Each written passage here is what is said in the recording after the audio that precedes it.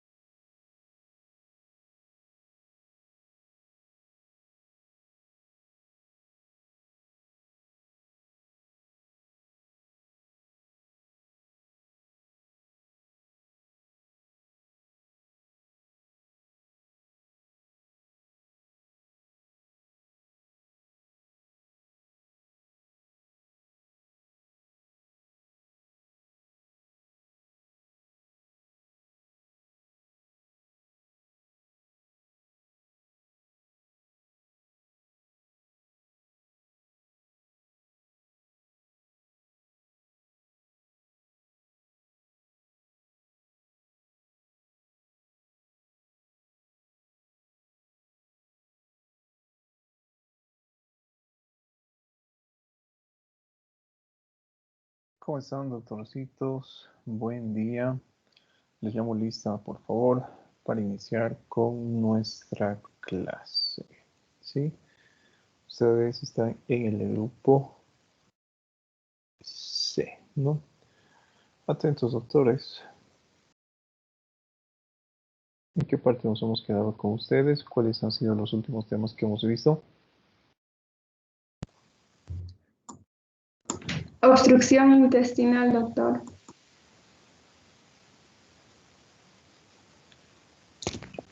Listo, muchas gracias.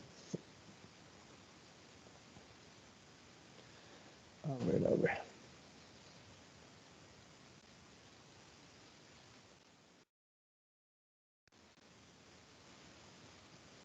Almonacid. Presente, doctor. Alves. Presente, doctor.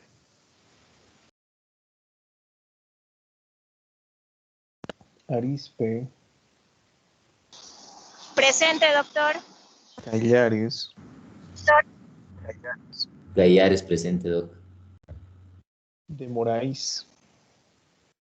Presente, doctor. Espinosa. Presente, doctor. Flores. Presente, doctor. Flores Quispe. Presente, doctor. González Vascopé. Presente, doctor. Guzmán Bello. Presente, doc. Klein Pucinelli. Presente, doctor. Nacarino Alanoca. Presente, doctor. Nava. Presente, doc. Obando. Presente, doctor. Ocampo. No es Ocampo. Párraga. Presente, doctor. Pereira. Presente, doctor. Rojas. No está Rojas. Román. Presente, doctor. Sí, Rojas, presente, Bañez. doc. Presente, doc. Santibáñez. Solís. No está Solís. Torrico. Presente, doctor. Ram. Presente, doctor. Buen día. Buen día. Vargas. Presente, doctor. Soriano. Presente, doctor. Guzmán. Presente, doctor. Buen día. Buen día. Averanga Román.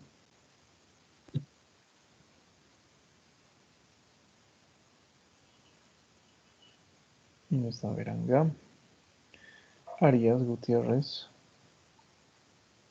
Presente. Medina Martínez. Presente, doctor. Uruchi Ticona. No está Muruchi. Ortega. Presente, doctor. Y nadie más. Alguien que se haya conectado recién, por favor. Doc, A ver, Rojas está presente. Rojas. ¿Ya ha preparado Rojas mi exposición de fisiopato? Para mañana. Hay que preparar No, pues la Rojas, voy a si no hacer vamos a hoy. dar el tema por avanzado. Y después sus compañeros lo van a crucificar. A ver. Ok. ¿Quién más? Averanga. Sí, doctor. Listo. ¿Quién más? Ocampo. ¿Quién, perdón? Ortuño, dicen. Ocampo. No, Ocampo. Ocampo, listo. ¿Alguien más? Doctorcitos. No. Listo, a ver, déjenme ver. ¿Cuántos estudiantitos son el día de hoy? 30 estudiantes.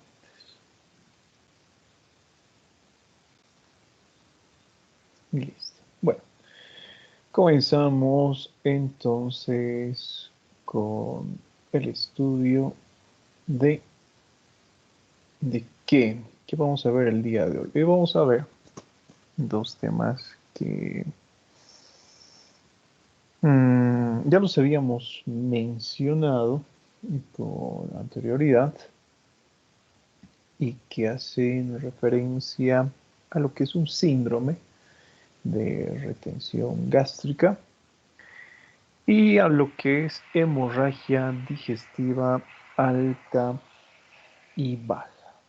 ¿Sí? Así que solamente vamos a recordar lo que ya habíamos estudiado, por favor, con anterioridad. ¿Sí? Espérenme unos segunditos, por favor, mientras configuro.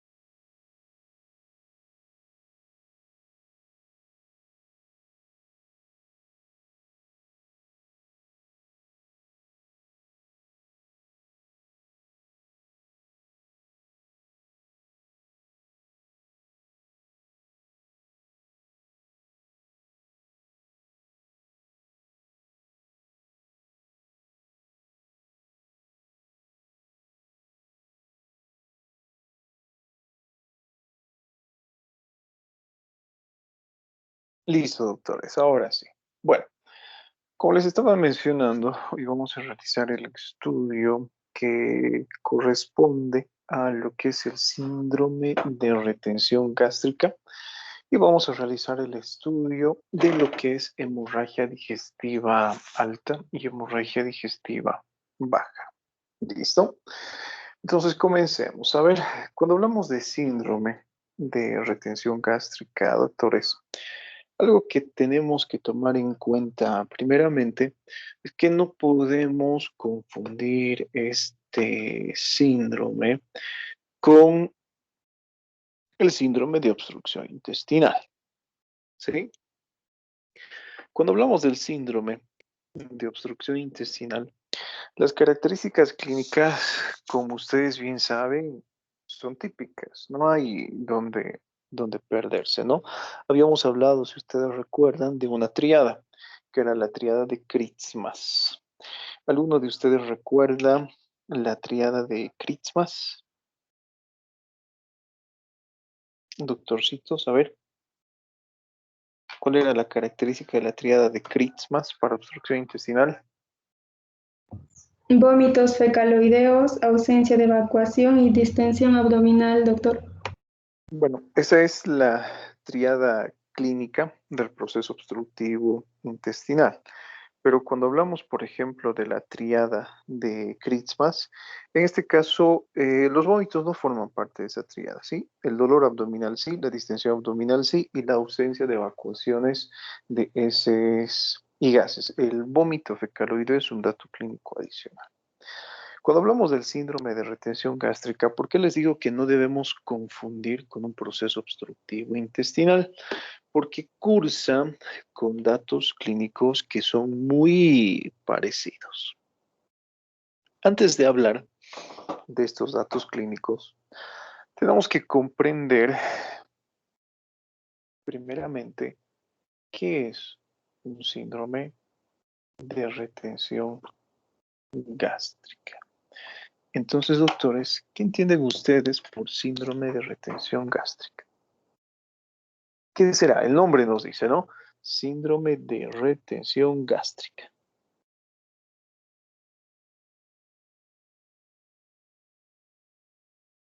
¿Qué les dice el nombre? A ver, Nava. Doc, que, por ejemplo, el estómago no puede vaciarse correctamente. Listo, está bien lo que mencionó su compañera, ¿no? Es así de simple, doctores. ¿Sí? Síndrome de retención gástrica.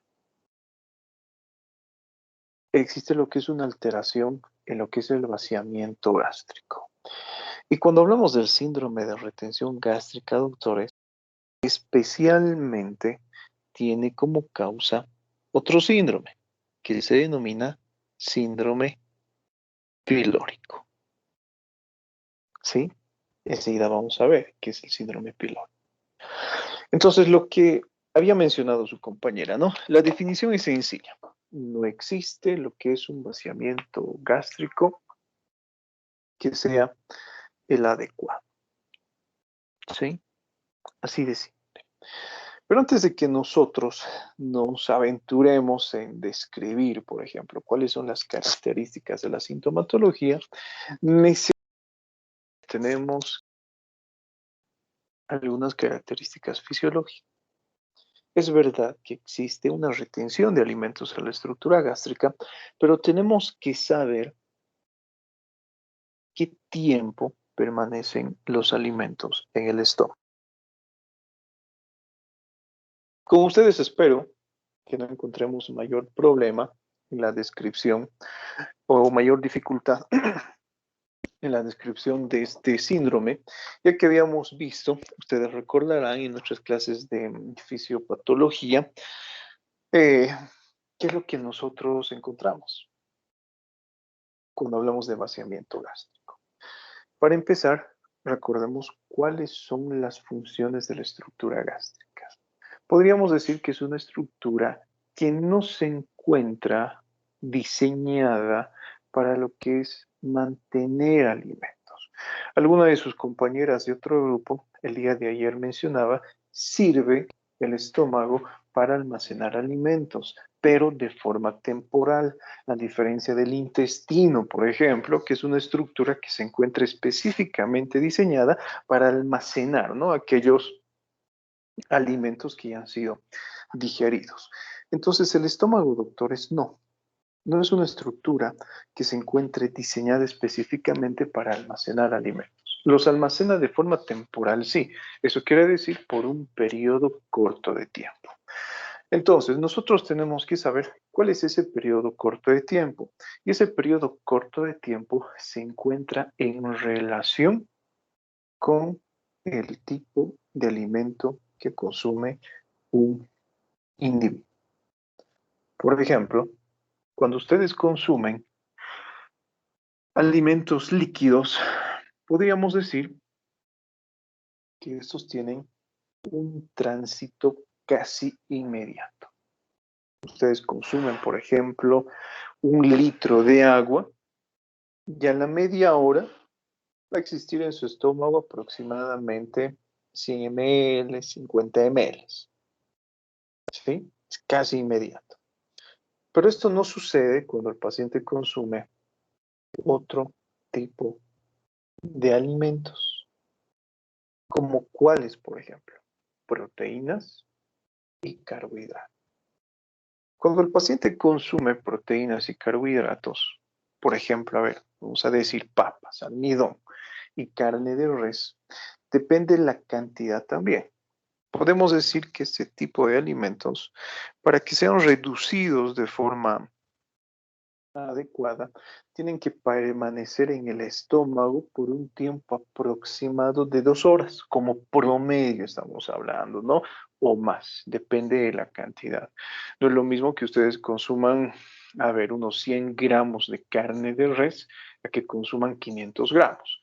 A mayor cantidad, mayor tiempo de permanencia, ¿sí? Y justamente ese tiempo de permanencia hace, podríamos decir, que estas partículas o este tipo de alimentos sean digeridas hasta que alcance una partícula o un tamaño mínimo de 1 milímetro aproximadamente. Entonces, si ustedes se dan cuenta, tenemos que tomar previamente en consideración esto que estamos mencionando. Si nosotros sabemos cuál es, por ejemplo, la cantidad de alimentos líquidos que permanecen en el estómago después de la ingesta de alimentos, podemos realizar lo que es el diagnóstico de síndrome de retención gástrica. Si nosotros sabemos, por ejemplo, cuál es la característica en cantidad de alimentos después del consumo de proteínas, carbohidratos, como hemos mencionado a nivel de la estructura gástrica, podemos realizar el diagnóstico de este síndrome de retención gástrica, ¿sí? Entonces, tomando en cuenta lo que les he mencionado, al cabo, por ejemplo, de 4 horas, ya no debe existir alimento a nivel de la estructura gástrica, ¿sí? En caso de que se prolongue ese tiempo, lo vamos a marcar con rojo. Si es que después de 4 horas, por ejemplo, 8 horas, por ejemplo, 12 horas, existe todavía la permanencia de alimento a nivel de la estructura gástrica, entonces nosotros hablamos de síndrome de retención gástrica. ¿Sí? Una característica. Otra característica, tomamos en cuenta lo que es el ayuno. Ustedes, por ejemplo, el día de ayer por la noche, seguramente han consumido alimentos. Pueden ser alimentos sólidos o alimentos líquidos. Por ejemplo, a las 9 de la noche. 10, 11, 12, 1, 2, 3, 4, 5, 6 de la mañana que han despertado, ya no debería existir, por ejemplo, alimentos en su cavidad gástrica por el proceso de digestión. ¿Sí? Sin embargo, cuando una persona se encuentra en ayunas y cuando ustedes duermen, recuerde que existe lo que es una disminución del metabolismo. Entonces, esos alimentos normalmente tardan en digerirse. Entonces, durante el periodo de ayuno, doctores, lo normal es no encontrar alimentos, pero es aceptable encontrar residuos alimenticios que sean iguales o menores a 100 ml. ¿Sí? Si es que nosotros entonces encontramos después del ayuno, 8 a 12 horas después, por ejemplo, una cantidad que sea superior a 100 ml, nosotros ya podemos hablar de lo que es el síndrome de retención gástrica. ¿Alguna pregunta que tengan hasta acá? Entonces, lo que nosotros evaluamos, doctores, es la cantidad y el tiempo. ¿Sí? Cantidad y tiempo. Cuando hablamos, por ejemplo, de cantidad, más de 100 ml de aspiración de alimentos contenidos en la cavidad gástrica en el ayuno, hace el diagnóstico de síndrome de retención gástrica. O la permanencia de alimentos en la cavidad gástrica por un periodo de 8 a 12 horas o mayor, hace el diagnóstico de lo que es síndrome de retención gástrica. Ahora, les había mencionado que como causa del síndrome de retención gástrica tenemos otro síndrome. ¿Cómo se denominaba ese síndrome, doctorcitos?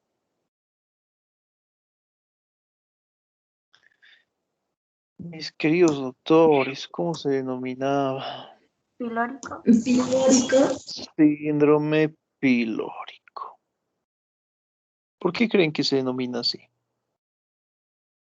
Síndrome pilórico.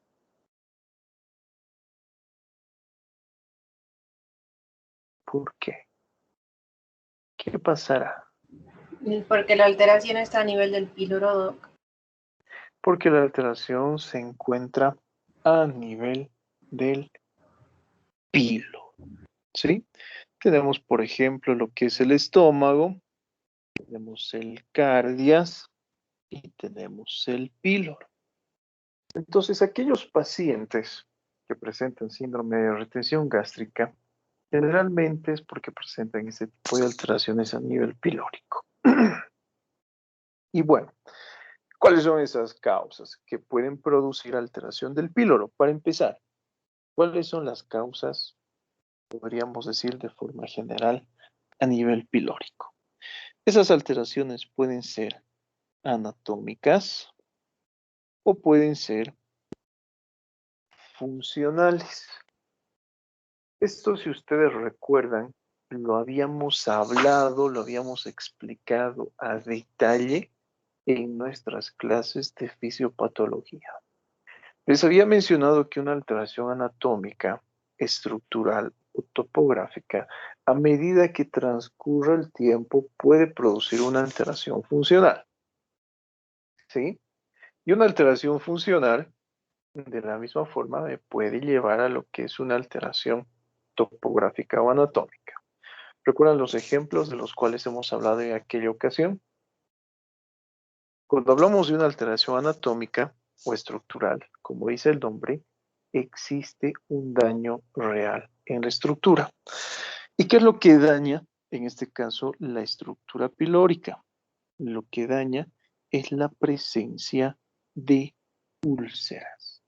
Y ustedes, doctores, ya saben cuáles son las complicaciones de una úlcera. ¿Cuáles son las complicaciones de una úlcera?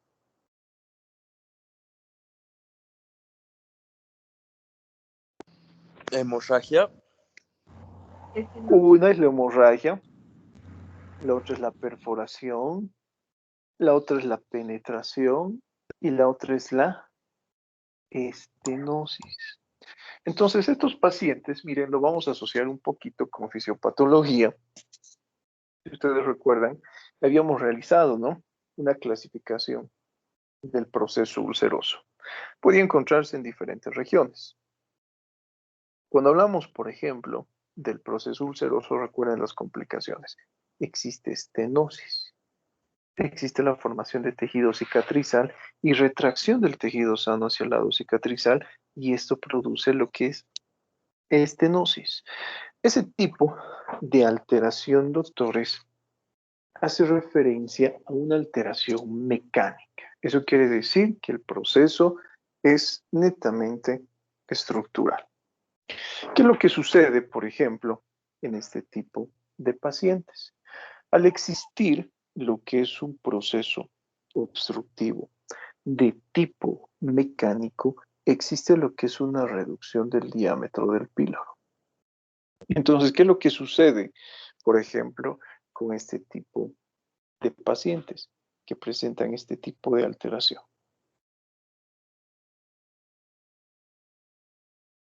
No pueden eliminar el contenido gástrico. Este tiende a acumularse en la estructura gástrica. ¿Sí? ¿Por qué? Porque el píloro ha reducido su tamaño o su diámetro. Ahora, ese tipo de alteración que es anatómica, topográfica, estructural o mecánica, puede ser completa o puede ser parcial. Y depende de esto las manifestaciones clínicas, que enseguida vamos a ver cuáles son. Cuando hablamos de lo que es un proceso funcional, recuerden, ¿no?, ¿cuál es la diferencia con una alteración mecánica? En un proceso funcional existe alteración de la función y no así de la estructura. Entonces podemos decir que cualquier tipo de patología que curse con alteración del peristaltismo, o sea, capaz de inhibir lo que es el movimiento gástrico, es capaz de producir un síndrome de retención gástrica. El consumo de fármacos, la intoxicación con antiespasmódicos, por ejemplo. ¿Qué más podríamos encontrar? Aquellas alteraciones metabólicas, algunas enfermedades, por ejemplo, ¿sí?, que sean capaces de disminuir el tono muscular de este tipo de estructuras, etc. Esa alteración funcional es capaz de llevarme, ustedes recordarán por fisiopatología, a lo que es una alteración estructural a medida que pasa el tiempo. Les pongo un ejemplo de esto. Hablamos de lo que es un paciente diabético. Si ustedes recuerdan lo que hemos mencionado, un paciente diabético presenta algunas complicaciones como la polineuropatía diabética, donde existe afección de prácticamente muchas estructuras que forman parte de los nervios, ¿sí? O que forman parte del sistema nervioso. Y muchas veces podríamos decir que afecta la motilidad gástrica. Y al afectar la motilidad gástrica, ¿qué sucede, por ejemplo, con este tipo de individuos? Se reduce lo que es el vaciamiento gástrico. Como no existe movimiento, ¿qué es lo que sucede con la estructura? A medida que pasa el tiempo se atrofia. Y ese tipo de alteración funcional puede llevarme posteriormente a lo que es atrofia, lo cual puede complicar el cuadro clínico descrito en este tipo de paciente. Entonces, tomando en cuenta lo que les he mencionado, si han prestado atención, ¿cuáles serán las manifestaciones clínicas en estos pacientes? ¿Qué síntomas y signos encontramos en pacientes con síndrome de retención gástrica? Vamos a tomar en cuenta esa descripción semiológica. Inspección, palpación, percusión y auscultación. ¿Qué encontramos a la inspección? Andrea Averanga. A ver, díganos, Andrea, ¿qué encontramos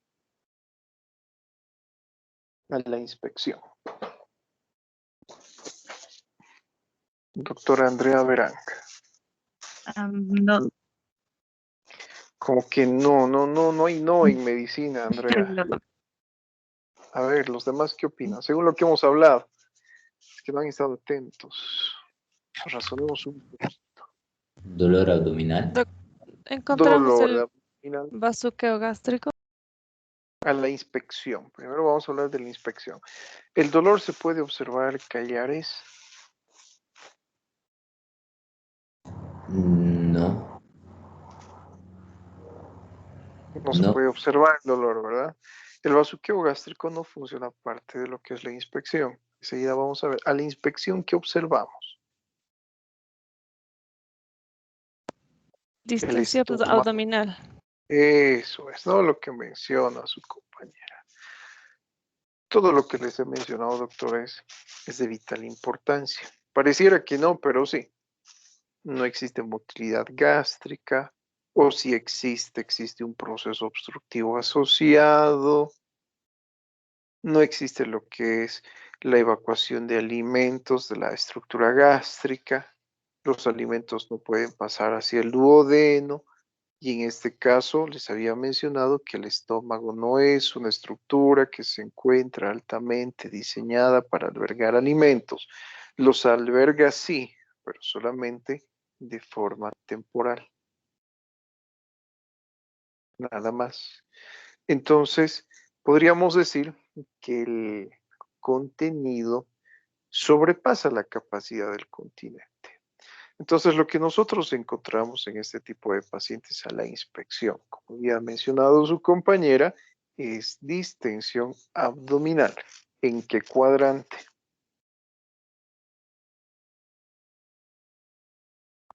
Epigastrio. A nivel del epigastrio, ¿sí? Marcado allí.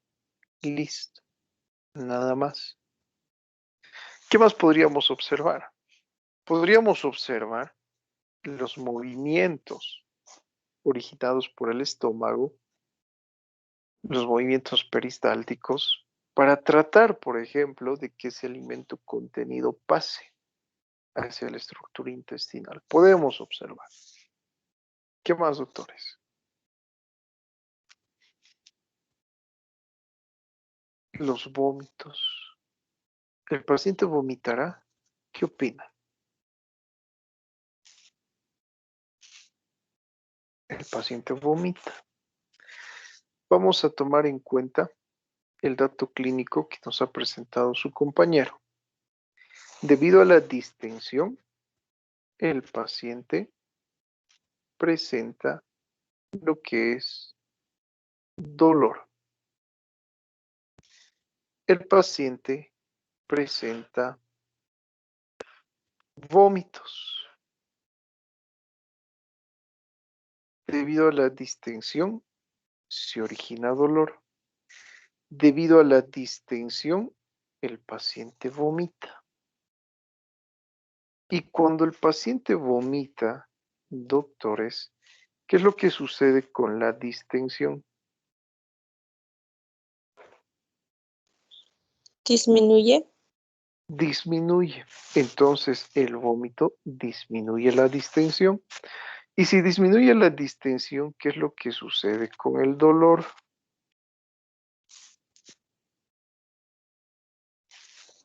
Disminuye también, Disminuye. Disminuye. Entonces, una característica importante en este tipo de pacientes es que los vómitos tienden a producir disminución de la intensidad del dolor. ¿Sí?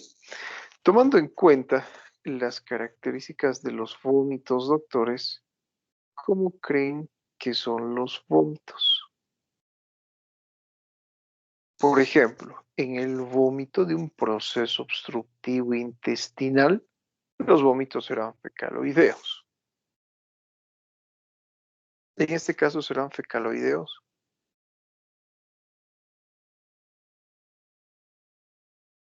No, doctor. ¿Por qué no? ¿Dónde se encuentra la alteración? A ver, anatomía. En un proceso obstructivo intestinal, la alteración se encontraba en el intestino. Y habíamos dividido, ¿no?, en tres porciones. Una porción superior al proceso obstructivo, en la porción donde se encuentra el proceso obstructivo y en la porción baja el proceso obstructivo. Por encima del proceso obstructivo existe lo que es la formación de gases, acumulación de agua y acumulación de heces. Pero en este caso, doctores, bueno, tenemos un proceso obstructivo a nivel del píloro. No va a existir la formación de mercaptano. Entonces los vómitos no son fecaloideos, pero ¿serán de qué tipo?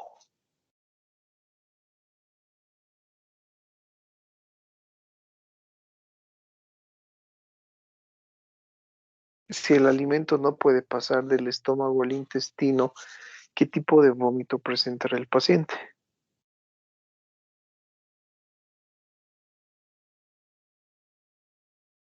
Nada. Los vómitos, para empezar, son postprandiales. Esto es lo más frecuente. ¿Qué quiere decir? Con vómitos postprandiales, que se presentan después de la ingesta de alimentos. Entonces, el tipo de vómito que presenta el paciente, si nosotros hacemos referencia a su contenido, es de tipo alimenticio. Esa es la característica de los vómitos en estos pacientes. Doctores, a ver, seguimos hablando de vómitos. ¿Ustedes creen que el vómito en estos pacientes puede ser bilioso? ¿Qué opinan? ¿Puede ser o no puede ser bilioso? Si es no, ¿por qué no? Si es sí, porque sí, ya saben. A ver, ¿qué nos dice Cristian Flores?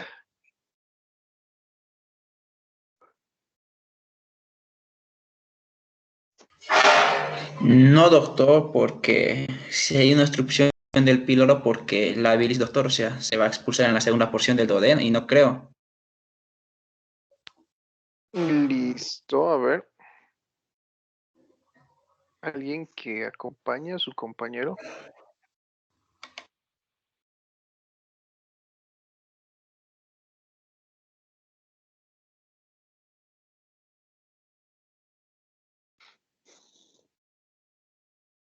Bueno, está bien lo que ha mencionado Cristian, ¿no? ¿Dónde se elimina la bilis? En la segunda porción del duodeno. Entonces, cuando un paciente presenta vómito bilioso, ¿qué significa eso, doctores? Que el proceso obstructivo se encuentra más allá de la segunda porción del duodeno. ¿Sí? Y en este caso sí puede existir lo que es un reflujo de bilis hacia la estructura gástrica. Entonces, el vómito bilioso generalmente, y escuchen bien, no es característico del síndrome de retención gástrica. Si ustedes están sospechando en un síndrome de retención gástrica, pero el paciente vomita con bilis, tenemos necesariamente que hacer el diagnóstico diferencial con un proceso obstructivo intestinal. Sin embargo, el síndrome de retención gástrica, doctores, puede cursar con vómitos de origen bilioso, o de tipo bilioso, perdón, no de origen bilioso. ¿Y eso es por qué? Por lo que les he hablado al inicio de la clase. Cuando hablamos de este síndrome pilórico, que es la causa del síndrome de retención gástrica, ¿qué es lo que existe? Un proceso obstructivo total a nivel del píloro. Pero muchas veces también puede ser parcial, ¿sí? Y cuando el proceso obstructivo, por ejemplo, es parcial, ¿qué es lo que sucede en este caso? Eso puede favorecer a que exista reflujo de bilis hacia la estructura gástrica y solo en ese caso el vómito es de contenido bilioso. ¿Alguna pregunta que tengan hasta acá? Queridos oyentes, ¿todo claro como el agua? Sí, Doc. Continuamos entonces. Ahora, a ver, estamos en abdomen, entonces vamos a pasar al segundo paso. Recuerden que el segundo paso a nivel abdominal es la auscultación. ¿Qué es lo que escuchamos a la auscultación, doctores? Lo normal sería timpanismo, pero como hay contenido, creo yo que sería matidez en este caso. Auscultación, Callares, auscultación, no percusión.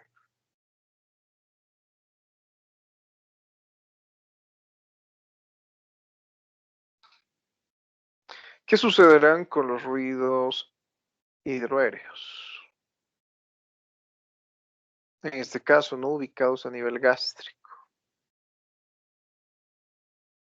Existe contenido de alimentos en el estómago, doctores.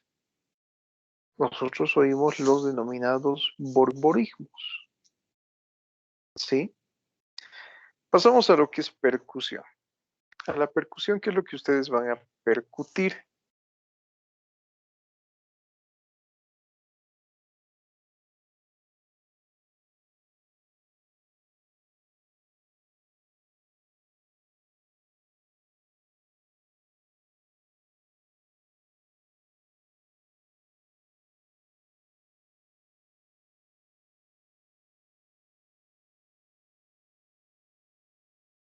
Nada, doctor, es que encontramos a la percusión.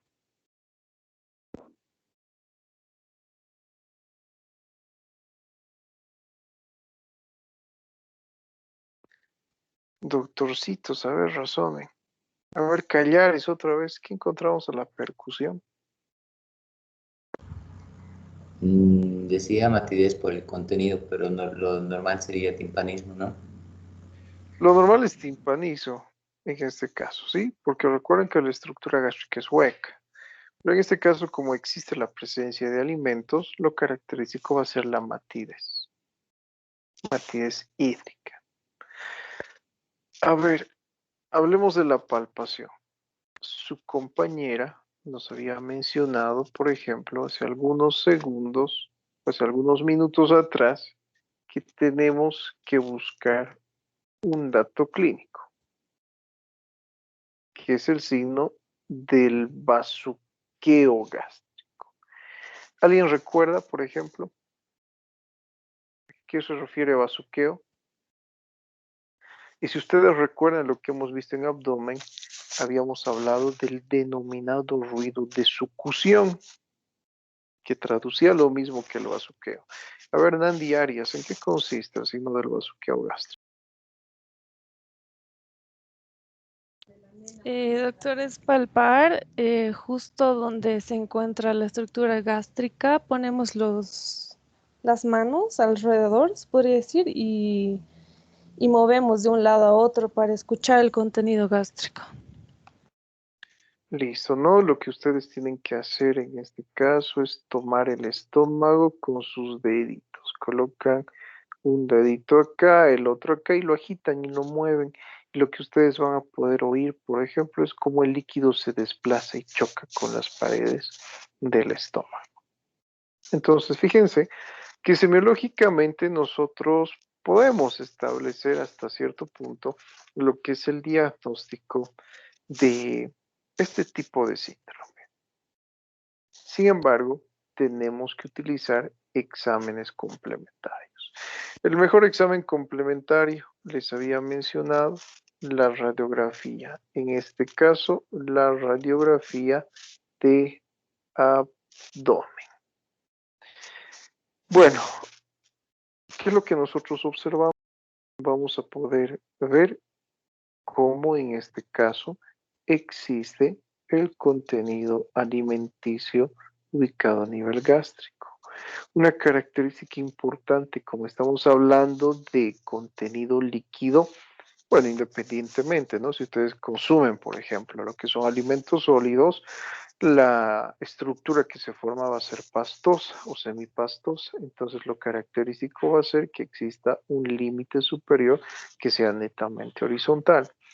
Sin embargo, lo que nosotros también podemos realizar en este tipo de pacientes como parte del tratamiento y también como un estudio diagnóstico es la colocación de una sonda nasogástrica.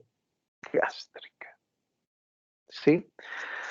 Ninguno de ustedes me ha preguntado cómo es que yo mido el contenido gástrico a través de la colocación de una sonda gástrica. Yo coloco la sondita nasogástrica y tengo que aspirar el contenido y tengo que contabilizar el contenido en ml. ¿Sí? Eso es lo característico. Sin embargo, también me sirve como terapéutica. Y primero vamos a hacer referencia a esta parte. ¿Por qué creen que me sirve como terapéutica, como parte del tratamiento?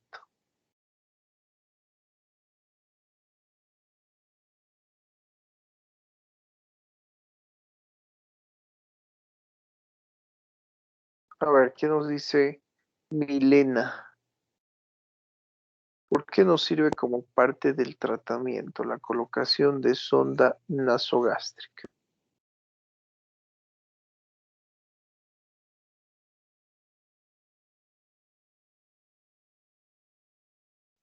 ¿No está Milena?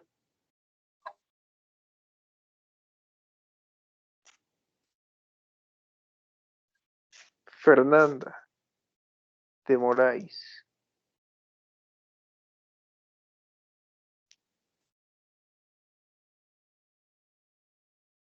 Tampoco.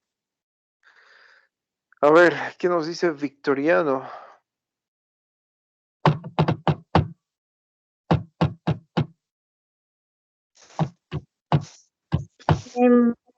No sabría, doctor, por qué como tratamiento.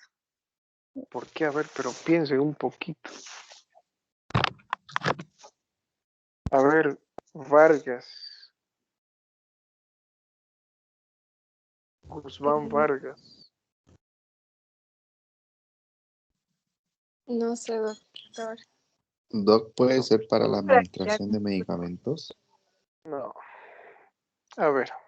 Doctor, ¿puedo? A ver, adelante, cadena. Sería como parte del tratamiento porque esto ayudaría a disminuir la sintomatología que es el dolor y también disminuiría la distensión abdominal, doctor. Claro, no, eso es lo que dice su compañero. Yo introduzco la sonda nasogástrica Por algún lado tengo que vaciar el alimento que ha consumido mi paciente. No puedo por este lado porque existe el proceso obstructivo. Coloco la sondita y con la sondita aspiro. ¿Sí? Y voy a vertir los alimentos. Me voy a deshacer de los alimentos, doctores. ¿Sí? Eso es lo que va a pasar. Y posteriormente, debido a eso, voy a reducir la cantidad de alimento a nivel gástrico y voy a disminuir la distensión, voy a aliviar el dolor, voy a evitar los vómitos en mi paciente de forma terapéutica. De forma diagnóstica, lo que yo tengo que hacer, doctores, es lo siguiente. Tengo que administrar a través de la misma sonda nasogástrica lo que es solución salina normotónica o isotónica al 0,9%. ¿En qué cantidad voy a administrar esta cantidad? Por la sonda, ¿verdad? Una cantidad de 50 ml. Administrado esta cantidad de 750 ml, le voy a pedir a mi paciente que adopte la posición de decúbito lateral derecho durante un periodo aproximado de 30 minutos. ¿Sí? Después de los 30 minutos, el siguiente paso es aspirar el contenido. Recuerden lo que les he mencionado. El tránsito de líquido es casi inmediato. Entonces, doctores, ¿qué sucederá en caso de un síndrome de retención gástrica?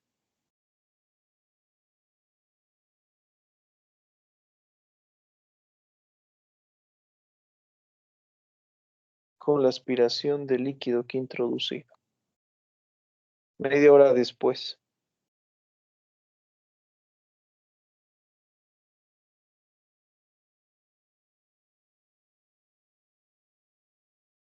$30 minutos después, doctores, como les he mencionado, adoptando estas características, yo realizo la aspiración, como les he mencionado, y 30 minutos después debería existir una cantidad que sea menor a 200 ml.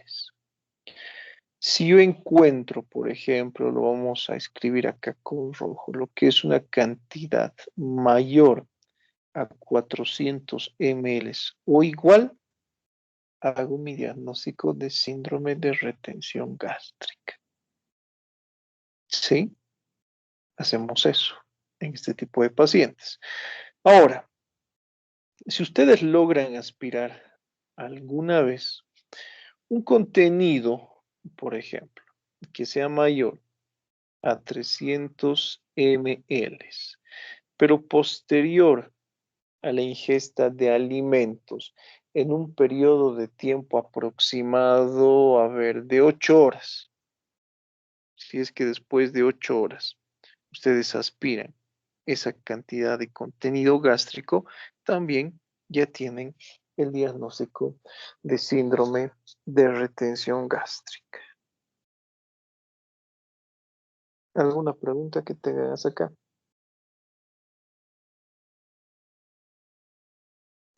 Doc, y cuando es por debajo de 200, como dijo, ¿cómo se diagnosticaría o qué se pone? Bueno, si es por debajo de 200 es normal. Eso es lo característico.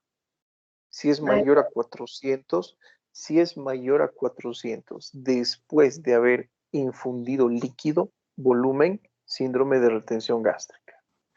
Si 8 horas después de la ingesta de alimentos el paciente presenta 300 ml, síndrome de retención gástrica, ¿sí? Uno para alimentos sólidos y el otro para alimentos líquidos.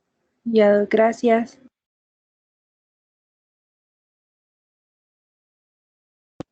¿Alguna pregunta más, doctores, que tengan hasta acá? ¿Cuál sería el tratamiento para este tipo de pacientes? ¿Qué es lo que harían ustedes? Bueno, el tratamiento depende de la causa, ¿no? Si es una alteración mecánica, muchas veces requiere lo que es un procedimiento de tipo quirúrgico. Listo. Terminamos. ¿Alguna duda o pregunta, señoritos, referente a síndrome de obstrucción gástrica? Doctor, al paciente lo estamos nutriendo al mismo tiempo que hacemos todo esto, porque si no está procesando alimento. Bueno, Entonces, tenemos que hidratarle, ¿no? Porque obviamente nuestro paciente se va a encontrar deshidratado. Entonces, lo recomendable es realizar la rehidratación por vía parenteral. ¿Sí? Necesariamente tenemos que eliminar el proceso obstructivo antes de nutrirlo, de darle alimentos, por ejemplo. Porque si nosotros le damos alimentos y no hemos resuelto la causa, entonces es en vano, ¿no?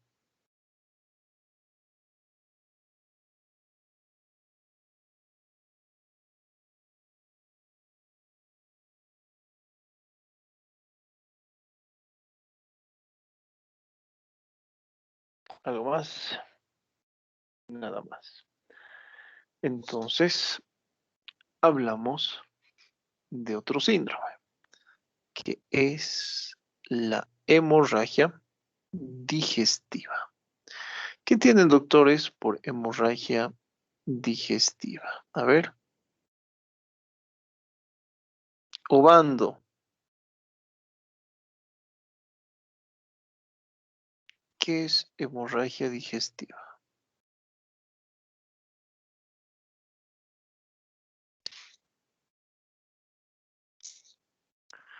¿Está obando o no está obando? Que se, que se produce una hemorragia a nivel digestivo. A A nivel eso. digestivo. Listo. A ver, Ocampo. ¿Cuántos tipos de hemorragia digestiva usted cree que existen? 2, hemorragia digestiva alta y baja. Listo, lo que mencionó su compañera, tenemos la hemorragia digestiva alta y tenemos la hemorragia digestiva baja. Para que nosotros hablemos de hemorragia digestiva alto-baja, doctores, tomamos como punto de referencia anatómico un ángulo. ¿Alguien sabe cómo se denomina ese ángulo? Ángulo de Trace. El ángulo de Treitz. ¿Sí? Pregunta para su examen, doctores. El ángulo de Treitz me sirve para identificar si la hemorragia es alto o baja. Listo, así de simple, no hay donde perderse. ¿Sí? Cuando hablamos de obstrucción intestinal, utilizamos otro ángulo. Para su examen, ¿qué ángulo es el que determina que el proceso obstructivo intestinal sea alto o sea bajo? Las manifestaciones clínicas, doctores, dependen del débito del sangrado. ¿Sí? Las manifestaciones clínicas, bueno, también podrían depender, ¿por qué no?, de la causa.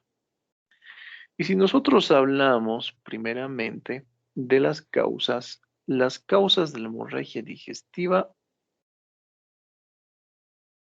son grandes. A ver, doctores, ustedes solitos, ¿cuáles son causas de hemorragia digestiva? Alta y baja, de forma general. Gastritis y úlceras.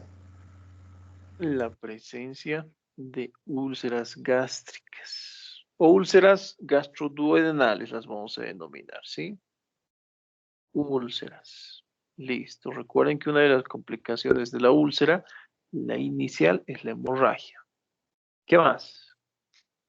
A ver, recuerden en fisiopatología que hemos visto. doctor, hemorroides podría ser El, Hemorroides, por ejemplo, como causante de hemorragia digestiva baja. ¿Qué más? Enfermedad de Crohn, aunque no es frecuente. La colitis ulcerosa, sí. ¿Qué más?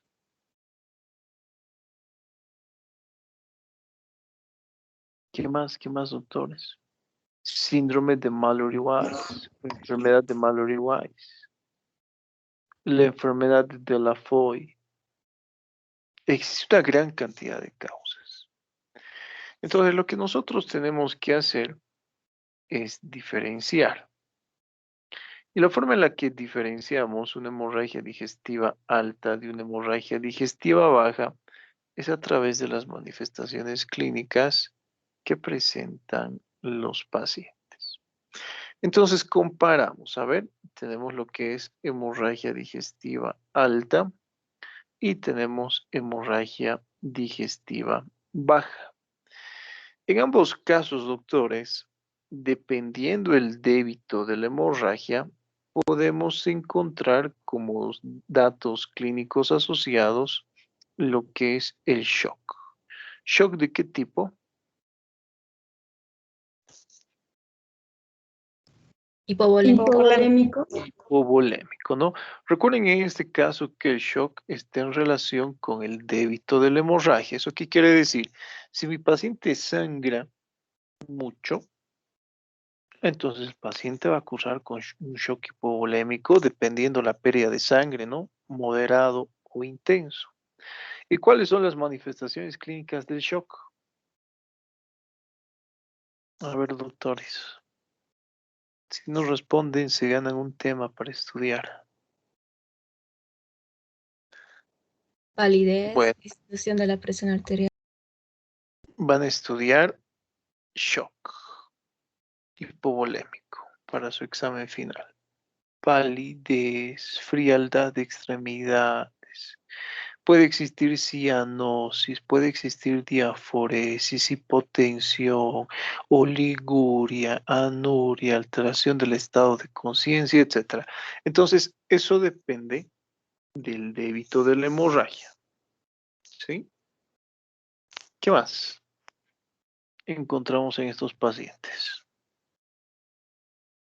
En caso de hemorragia digestiva alta, lo característico es que nosotros podamos encontrar hematemesis.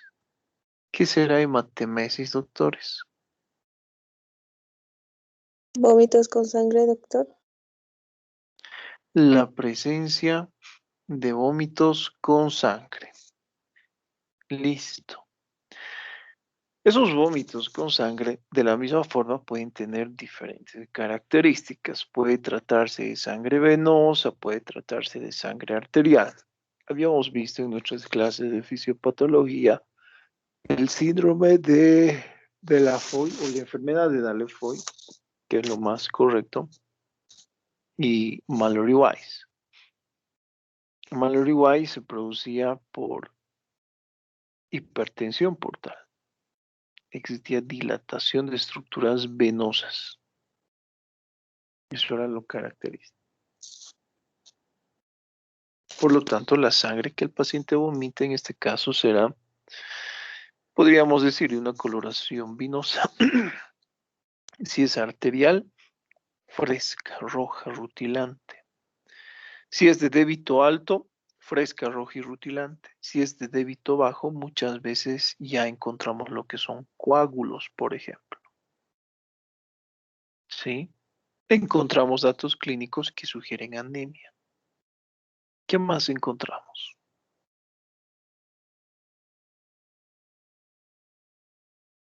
¿Qué sucederá en caso de una hemorragia digestiva baja? Lo que nosotros encontramos en estos pacientes es la denominada rectorragia, que es totalmente diferente, ¿no? De hematemesis. Cuando hablamos de rectorragia se define como la emisión de sangre a través del recto. a través del recto, o bien que tiene su origen a nivel rectal. La rectorragia, doctores, es un dato clínico que es frecuente en aquellos pacientes que presentan hemorragia digestiva baja. Eso es lo característico. ¿Sí? La hematemesis, les había mencionado, es característico de aquellos pacientes que presentan hemorragia digestiva alta. Sin embargo, doctorcitos, la hemorragia digestiva alta también puede cursar con lo que es rectorragia.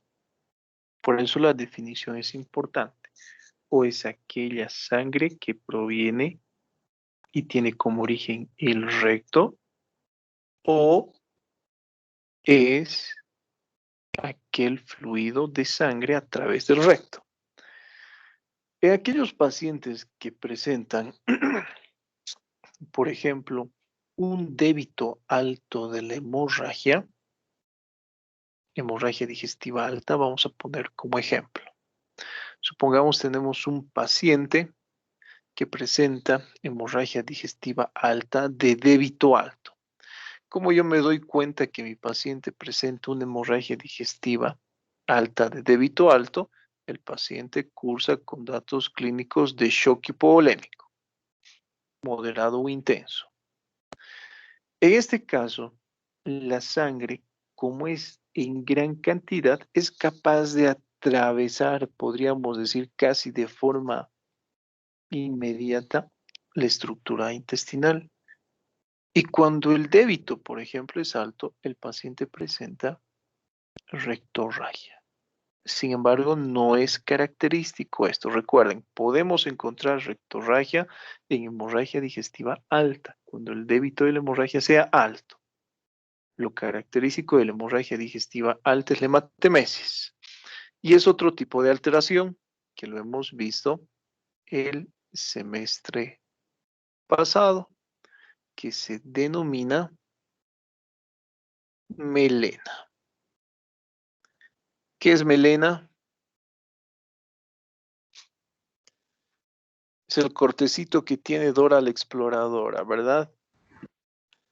Heces con sangre. ¿Heces alquitranadas, doctor? Son heces alquitranadas, malolientes, negras, por ejemplo. ¿Sí? Eso es lo característico en este tipo de pacientes. Eso es frecuente de aquellos pacientes con hemorragia digestiva alta. ¿Por qué adquiere la materia fecal este tipo de características? Porque existe digestión de la sangre. Listo. Así de simple. ¿Sí? Podemos encontrar otros datos clínicos que sugieran hemorragia digestiva. Si ustedes recuerdan lo que hemos hablado con anterioridad, habíamos puesto como ejemplo la hematoquesia. ¿Alguien recuerda qué es la hematoquesia? Presencia de estrías en heces. La presencia de estrías de sangre en heces. ¿Sí? Esto puede sugerir hemorragia digestiva alta o baja. Si el paciente presenta estreñimiento asociado a este tipo de estrías, sospechamos más en una hemorragia digestiva baja. Y si ustedes recuerdan, para estar seguro que se trate de sangre, ¿qué teníamos que hacer?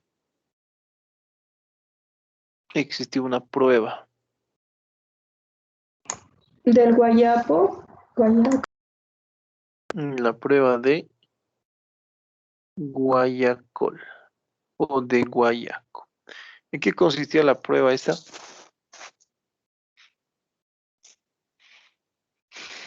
En echar agua oxigenada a las heces, doctor. Listo, Y está si bien hay lo que sangre, menciona tu empiezan a compañera, ¿no? Se tenía que vertir, en este caso, lo que es agua oxigenada sobre el dedo que toma la muestra. Y en caso de que exista la presencia de sangre oculta en heces, tiene esa reacción hemostásica, ¿no? La presencia de burbujitas. Preguntas, doctorcitos, dudas. Si no hay preguntas, yo pregunto.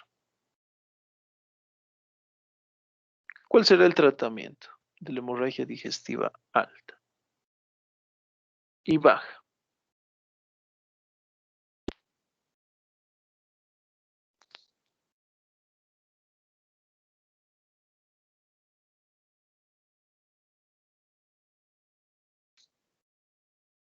Pero tratamos el shock, reponiendo líquidos. Bueno, si hay shock, sí, ¿no? Vamos a tratar lo que es el shock. Pero a ver, vamos a ser más específicos. Si la causa es la presencia de úlceras gástricas,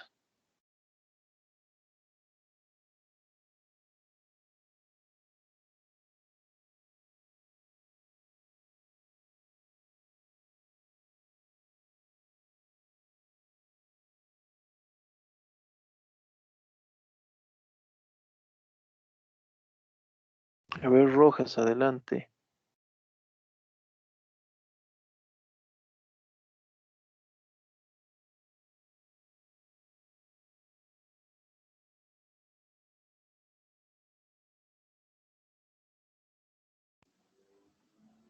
Doc, el tratamiento sería con fármacos, si fuera por úlceras gástricas. ¿Qué tipo de fármacos? A lo mejor un inhibidor de la bomba de protones. Sí, puede ser, ¿no? Ranitidina, inhibidor de la bomba de protones. ¿Qué más? El lavado gástrico está recomendado en estos pacientes. ¿Qué más? ¿Qué otro tratamiento? Depende de la causa, ¿no? Supongamos que la causa es un desgarro de Mallory Weiss. ¿Qué hacemos? Necesitábamos hacer compresión, les había mencionado. ¿Cómo hacemos compresión?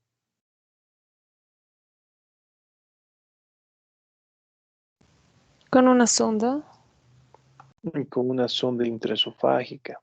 Si la causa, por ejemplo, es, a ver, ¿cuál podría ser la causa? Una gastropatía por AINES. ¿Cuál será el tratamiento?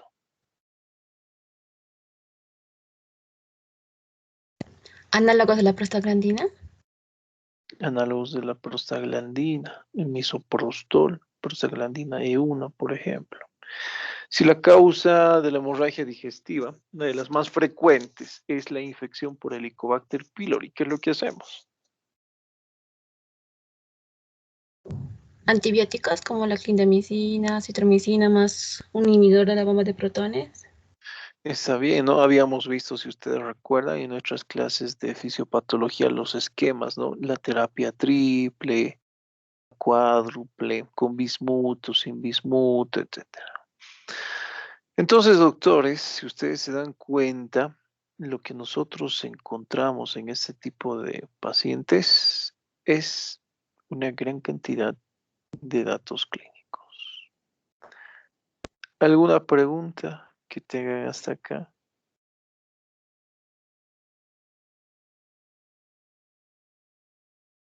Ninguna. Para su examen, por favor, entonces ya vayan estudiando, ¿no? Hasta ahora hemos visto como 15 síndromes, ¿sí? Así que vayan tomando en cuenta, por favor, lo que hemos visto. En lo posible, nuestro examen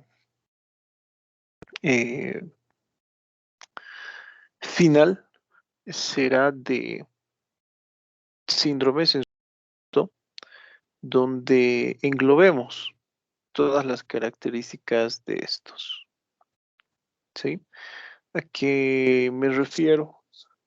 Por ejemplo, dentro del estudio de síndromes, qué tipo de fascia presenta el paciente, qué tipo de posición, características del dolor, manifestaciones clínicas. Un ejemplo, lo que hemos visto el día de hoy. Tomen en cuenta lo que les estoy mencionando.